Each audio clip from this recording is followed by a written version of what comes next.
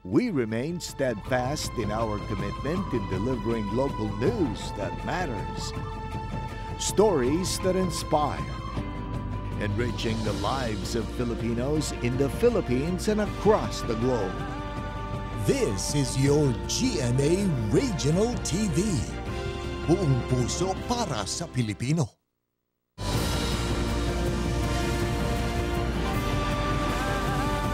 Ito ang GMA Regional TV, One Mindanao.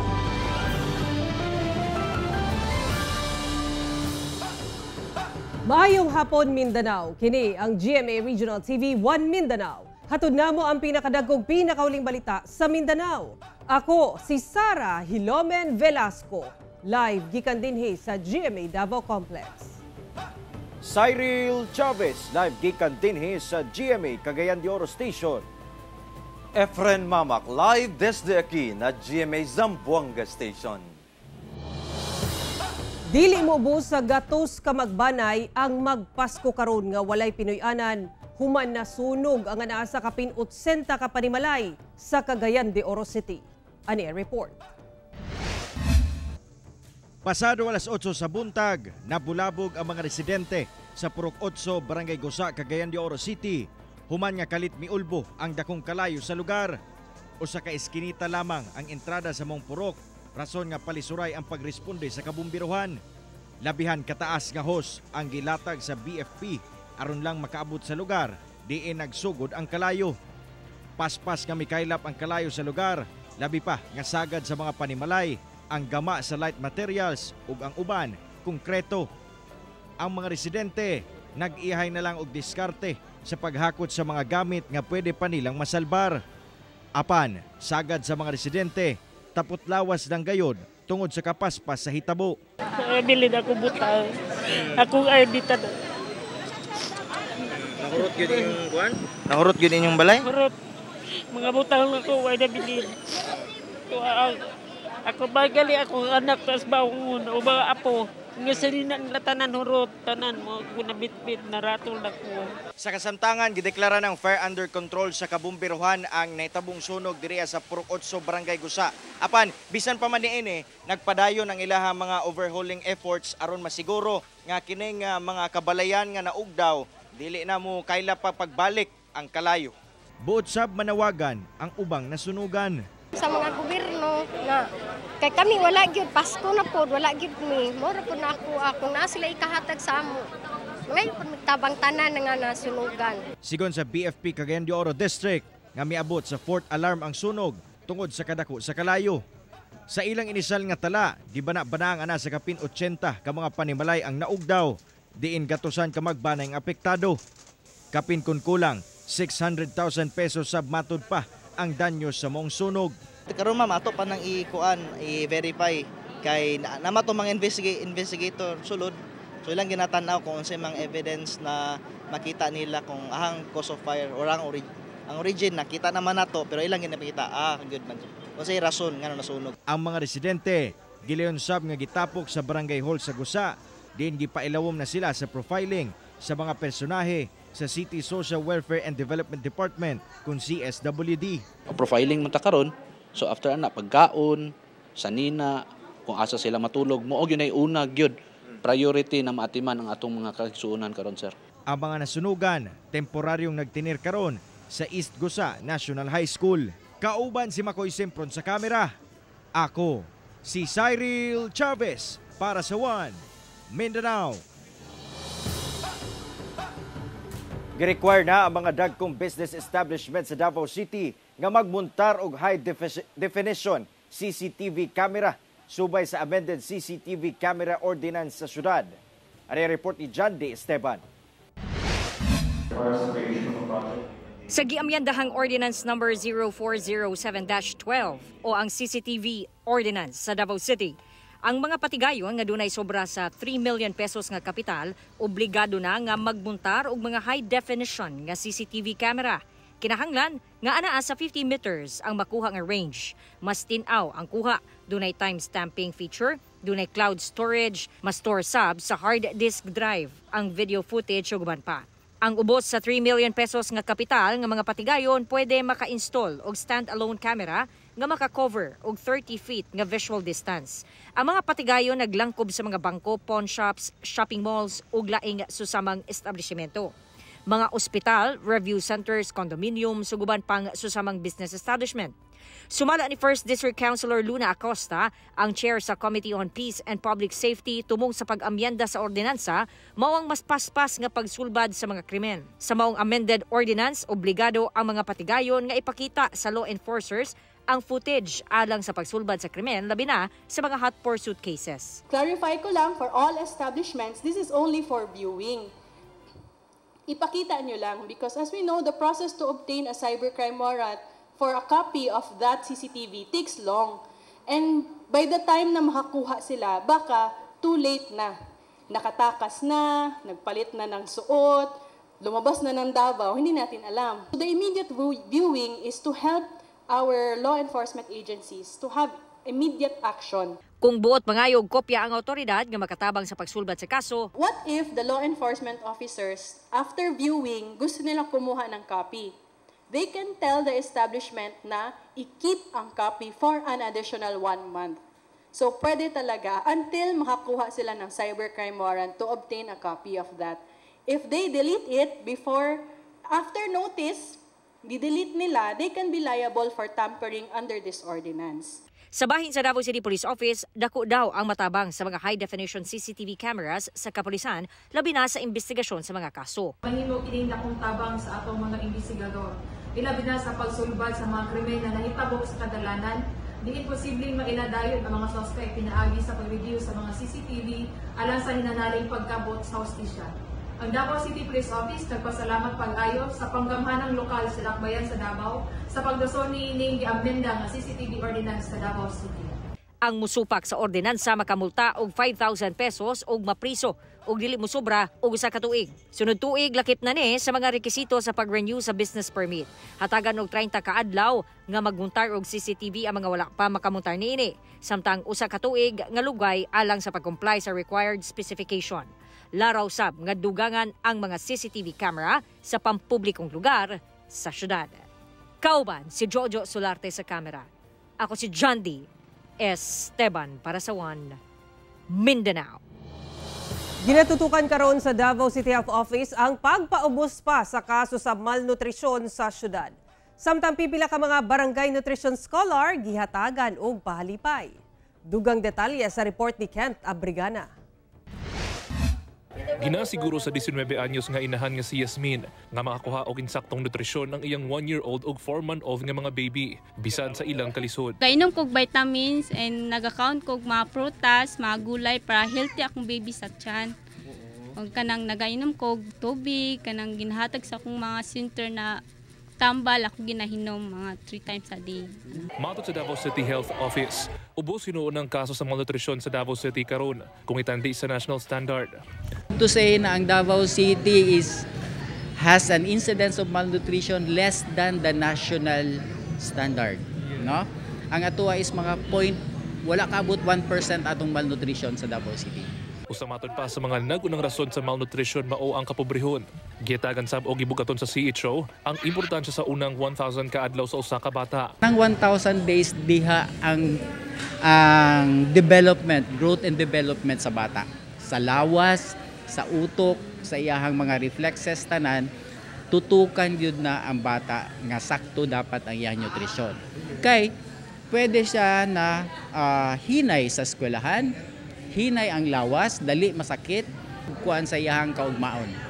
Busa aron mabatukan ang malnutrisyon, dunay mga programa nga gitanyag ang gobyerno alang sa mga nagbuntis og sa mga bata, sama sa supplemental feeding. Misugid sab ang CHO og mga pamaagi aron makadawat gihapon og insaktong nutrisyon ang mga bata. Pwede mo magtanom diha sa inyong backyard. Dili mo kinahanglan mo adtog mall, mo adtog grocery, mo adtog palengke. Palengke kay palit kag meat, isda. Pero kanang mga gulay-gulay pwede nato na itanom sa ato ang backyard. Samtang, gibutyag sab sa CHO ang dakong papel sa mga barangay nutrition scholar aron batukan ang malnutrition. Isipagpasalamat sa tambag sa mga BNS. Usa ka BNS Congress ang gipahigayon kung asa dunay mga padula, kompetisyon o uban pang mga pahalipay ang gipahigayon. Contest, sharing of kaning kanta na choral song, singing contest, tapos na dance contest, plus mamaya launa abangan akong mga mutya, magrampa, mutya ng mga BNS, no? The brainy beauties of BNS. Kauban si Melco Minares sa kamera. Ako si Kent Abrigana para sa One Mindanao. Subling nagpainumdum ang Department of Labor and Employment Region 9 sa mga employers sa Zamboanga Peninsula nga ihatag na ang 13-month pay sa mga empleyado. Una ang deadline niini sa December 24. Ani ang dugang detalye? Ang security guard nga si Patar Saham nga nakadestino sa usa ka parke sa Central Business District sa Zamboanga City. Karon pa lang, gilaraw na kung asa gastuson kung ugaling madawat na ang 13-month pay niya gikan sa iyang employer. Yes po, sir. Kasi para sa mga pamilya ko, magbanding-banding kami. Malaumon siya nga madawat na kiniuna ang adlaw sa Pasko. Ang pagkakalam ko, sir, madalang 1 to 15 DTR namin, doon namin malalaman talaga. Kasi ang sweldo namin, 22. Na hindi pa yan makabot sa 22, may matanggap na yan kami, sir. Matud sa Department of Labor and Employment Region 9, nga obligado ang tanang mga employer nga ihatag ang 13-month pay sa ilang mga rank and file employees hangtod sa deadline niini karong December 24. Kini subay sa Presidential Decree 851 kalabo sa pagpanghatag og 13-month pay. We always remind our stakeholders, especially the employers, nga ihatag na, please grant the 13-month pay to your rank and file employees. Because again, that is mandated by law. The grant of 13-month pay shall not be later than December 24. And maskin ganig isa ka bulan ra, ang i-render nga work sa atong empleyado entitled na og 13-month pay, including those who resign from work. Ang kantidad sa 13-month pay mao kuno ang total actual salary received over 12. Kuno galing mapakyas ang usa ka employer sa paghatag bisag adunay nadawat nga reminder gikan sa mga empleyado, mamahimong mudangup ang mga empleyado sa buhatan sa DOLE o sa National Labor Relations Commission ubos sa National Reconciliation and Mediation Board. Kung wala pa jud, then kung naay mga complaints nga madawat nato, then again, after the conduct of single entry approach or SENA, kung wala pagyapon nag-grant, then we will resort to inspection. Issue na to compliance order kung wala pagyapon. Sa karon miabot na sa 5,000 ka employers sa Zamboanga Peninsula ang gina-inspect sa DOLE kung nagasunod ba kini sa maong mando. Kauban si Sim Romero sa kamera. Ako si Efren Mamak para sa One Mindanao. Usa ka lalaki ang napalgang patay sa irrigation canal sa General Santos City. Wala kini sinina og dunay karatula sa lawas niini nga nag-ingon nga matud pa usa kini kakawatan. Ani ang report ni Abby Caballero. Nakahapa, walay sanina ug patay ng napalgan kining usa ka lalaki sa irrigation canal dinhi sa Purok 9B, Barangay Katanggawan, General Santos City. Una matud pang nakakita sa maong lalaki ang usa ka tricycle driver nga dali sab mi-report sa otoridad. Dunay karatula nga gipatong sa lawas sa maong lalaki nga nag-ingon nga usa kini kakawatan ug dili angay pamarisan. Ginasuta pa sab kung unsa ang hinungdan sa kamatayon niini. Mga scratches po meron. Pero i-determine nila kung ano yung nakitang dugo dito sa kanyang forehead. Ang biktima anaa sa 5'6" ang gitason ug duna matud pay tato sa iyang paa. Ginaimbestigahan karon sa kapulisan kung taga-asa ang maong lalaki ug ang posibilidad nga gibilin lang sa maong lugar ang patayng lawas niini. Nanawagan ang kapulisan ngadto sa mga nawad-an og banay nga sama ang paghulagway sa biktima nga makigkoordinar sa otoridad. Hindi naman natin ma-regard yung sinasabi yung na salvage. Hindi naman natin ipinagwawalang bahala yung karatula. That's one thing. Pero hindi po tayo talagang nakatutok lang doon. Let the investigation go on para malaman talaga natin kung ano ang nangyari. Kauban si Gary Balantay sa kamera. Ako si Abby Caballero para sa One Mindanao.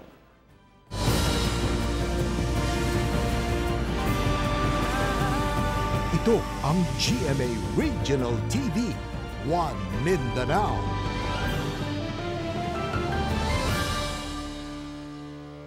Grupo sa mga operator o driver sa mga traditional jeepney sa Cagayan de Oro City dismayado tungod wala na extension ang ilang prangkisa. Apan supak sab sila sa ginapanawagang transport strike. Ang detalye sa report ni James Pauloya. Business as usual, kini ang gitubag ni Joel Gabatan, ang chairman sa United Drivers Association sa Cagayan de Oro City. Kinsa mga miyembro ang mga operator o driver sa mga tradisyonal nga mga jeep sa syudad. Sumala niya nga wala na sila musalmot pa sa ginapanawagan nga tigil pasada sa pipila ka mga grupo sa transportasyon sa kauluhan aron protestaan ang deadline sa pag-consolidate sa mga prangkisa sa mga individual operators ngadto sa kooperatiba kutob December 31. Kung magwilga karon pag-ugma wala na makaon ng mga tao. Una nga mamalik na drive, di pilyo lang yung strike ko. Una nga wala may uban na ang may bawan Region 10. Wala gigiuban. Dismayado man sa gianunsyo ni President Bongbong Marcos Jr. nga wala na extension ang deadline ng consolidation of franchise. Wala na sabkuno sila musupak pa. Tungod na sabtan kuno nila ang programa nga gustong ipatuman sa gobyerno. Pipila ka mga operator na sabkuno ang nagpadayag sa ilang mga intensyon nga magpo-consolidate aron makapamasahero sa kadalanan. Wa na mahimulain.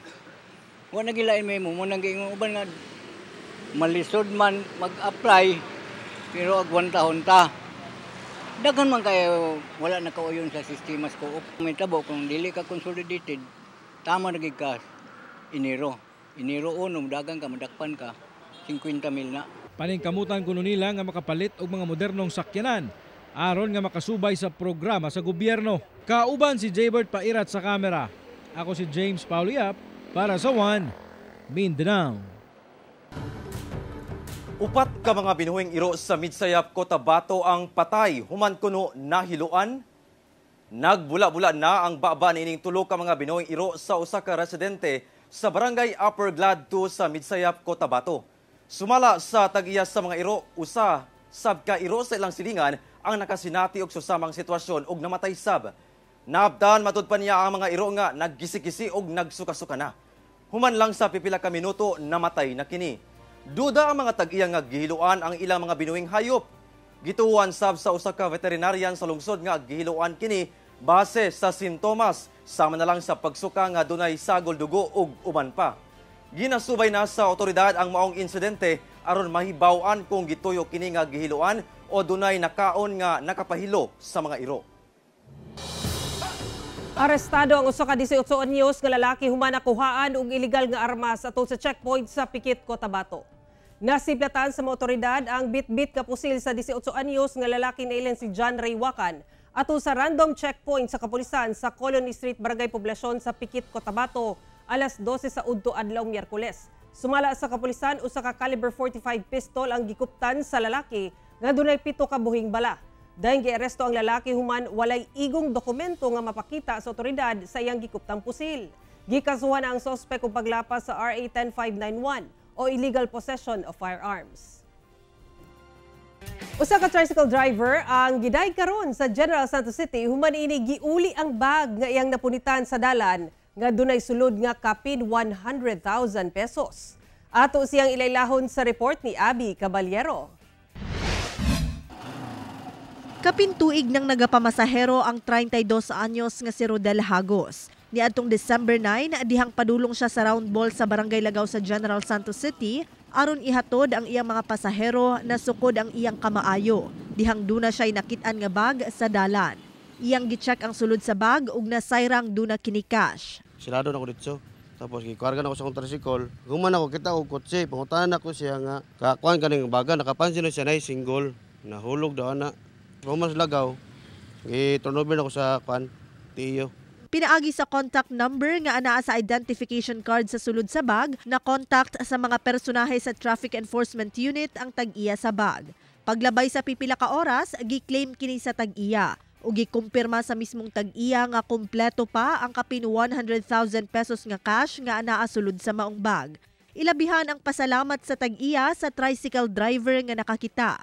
Dihang gipost sa TEU sa social media ang kamaayo sa maong tricycle driver, daghan ang nagdayig og misaludo sa maong honest driver. Samtang nang hinaot sab ang maong driver nga sama-sab ang buhaton sa uban ug galing makakita og mga butang nga dili sila ang nanag-iya. Lipay po ko ma'am ka kuan. Nag-proud sa ko mga silingan ako kaliwat nako. Na uban pa sa mga lain tao. Nag-proud sila sa ko nga giuli na ko ang kwarta. Kung makitag ka ng kuan, mga gamit ug sabi na kwarta, iuli gyud sa kuan. O walay mga contact number.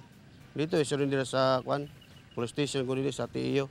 Kauban si Gary Balantay sa kamera. Ako si Abby Caballero para sa One Mindanao.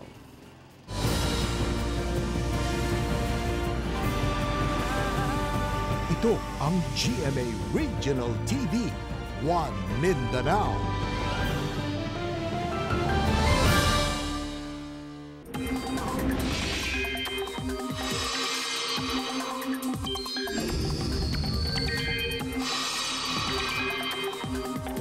Usa ka low pressure area ang ginabantayan karon sa Pag-asa nga naa pa sa gawa sa Philippine Area of Responsibility.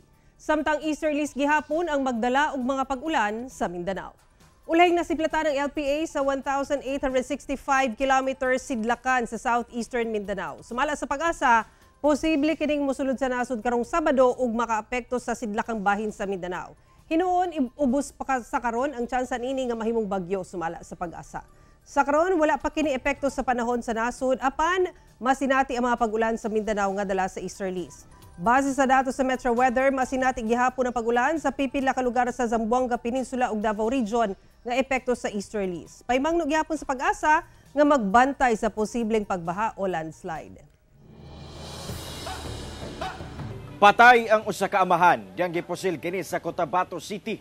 Samtang samdan ang misis ug 3-month-old nga anak niini. Human natumba ang ilang ginasakyan nga motorsiklo atol sa pagpamusil. Sakay sa motorsiklo ang magtiayon nga sila Rahim Arsad o Melissa Arsad, kauban ang ilang 3-month-old nga anak. Diyang gipusil ang bana nga nagbaneho sa motor sa may barangay Tamontaka 4 sa Cotabato City diatong December 12. Matod pa, pauli na sa barangay Cosiyong, dato din Sinsuat, Maguindanao del Norte ang magbanay. Diyang nahitabo ang pagpamusil. Dead on the spot ang amahan ug dunay minor injury ang misis ug ang ilang baby human natumba ang gisakyan nga motor. Paspasab matod pang nakaikya sa mga sospek sakay sa motor. Samtang dunay pusil nga na-recover sa posisyon sa amahan. Accordingly, isa siyang karpintero and yet nagdadala siya ng baril. So nilalaliman namin ang investigation. Can we say, sir, na possible personal grudge ang motibo po? Napakalapit po doon kasi nga parang siya lang ang puntirya, ang mag-ina niya, hindi naman ginalaw. Duha ka magbarkada sa General Santos City ang naghatod gayod ug dili lang Christmas vibes, good vibes pa kumikan sa ilang highest energy level nga pagpanaygon. Aton silang ilailahon sa report ni Justoni Humamil.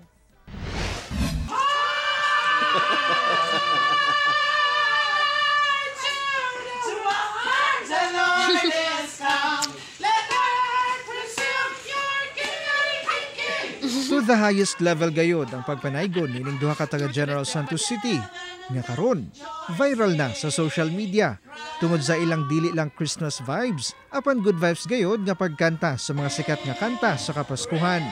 Sila ang Caroling Divas sa General Santos City. Wala mong nakita ang pagmamamasalagan. Kapinduha pa lang katuig nga magbarkada sa Jaram Dacuba o Baby Shark ug si Jimmy Alisna. Nagkaila sila sa usa ka karaoke bar. Nakahiligan na gyud daw nila ang pagkanta sukad pa kaniadto. Daghan gayong mga netizen ang napalipay nila sa ilang performance bisan pa og dili mao ang lyrics. We wish you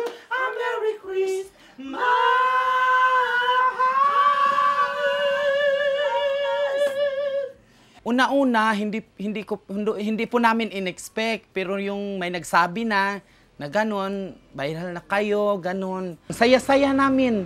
Ini-enjoy lang namin yung life namin. Sa kadami-daming mga tao na masayang-masaya po sa amin. 3:00 pa lang sa hapon, nag-andam na ang Caroling Divas sa ilang racket. Humansaw sa kaoras, nagsugod na sila og libot sa kabalayan sa syudad aron banaygon. Gani, halos malibot na daw nila ang tibuok Sorsogon Region. Human sila nag-viral online. Wala tuon na ang naga-invite kanila sa mga event.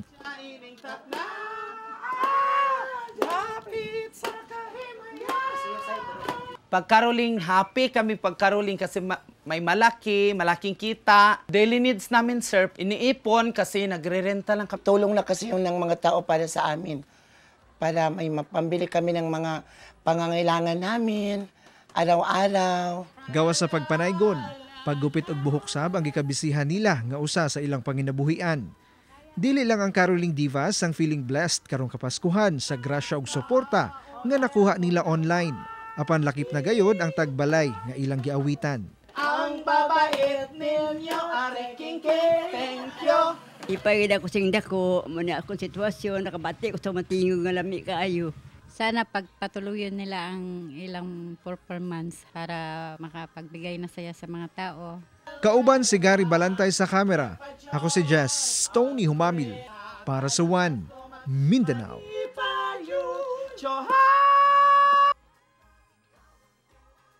Feeling blessed gayod sa grasyang gidalit sa Police Regional Office 12 ang 500 ka mga residente sa hilit nga lugar sa Bagong Bayan, Sultan Kudarat. Malipayon ang 500 ka mga residente sa Sitio Lower Gumban sa Bagong Bayan, Sultan Kudarat sa serbisyong hatod sa kapulisan kanila sama sa medical check-up ug libreng gupit. Naghatag sa mga otoridad og mga tambal, lakip hygiene kits ug food packs alang sa mga residente sa lugar. Mapasalamaton sabang 200 ka mga kabataan sa regalong ilang nadawat sa kapulisan sama sa mga dulaan. Nagpaygayon sabang kapulisan og session kalabot good moral and right conduct ug dunay livelihood program ug uban pa. Ang mga aktibidad kabahin sa Oplan Makaraig sa Police Regional Office 12 nga naglaraw sa kaayuhan ug kalambuan sa komunidad. Mga kapuso, 11 days na lang, Pasko na. Mao kadto ang mga ulayng balita sa Mindanao karong adlaw. Mamahimo ninyo kining makita pag-usab pinaagi sa pagbisita sa official website sa GMA Regional TV o bisita ang among official YouTube channel ug i-click ang subscribe button para sa pinakaulahing balita. Muchísimas gracias sa ato mga kapuso sa Mindanao nga nagalantaw kanamo ug sa ato mga kapuso abroad. Padayon lang sa pagtutok sa mga lokal nga balita matag adlaw tungod sa GMA Regional TV Local News Matters. Kami ang GMA Regional TV 1 Mindanao, tibok pwersa para sa mas dakumisyon ug mas halapad nga pagserbisyo sa nasod.